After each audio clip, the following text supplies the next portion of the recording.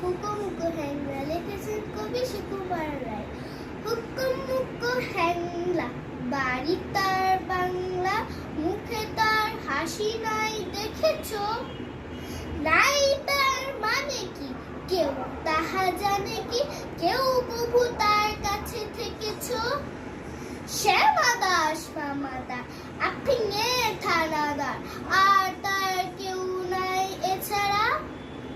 তাই বুঝি একাশে মুখখানা ফ্যাকাশে বসে আছে কাঁদো কাঁদো বেচারা। ঠপ ঠপ পায়ে সে নাচতো সে আয়েসে, গাল ভরা ছিল তার ফুর্তি। গাইতো সে সারাদিন সারে গামা টিম টিম, সারে গামা টিম টিম, আল্লাতে গত গত মূর্তি। এই তো সে দুপুরে বসে ওই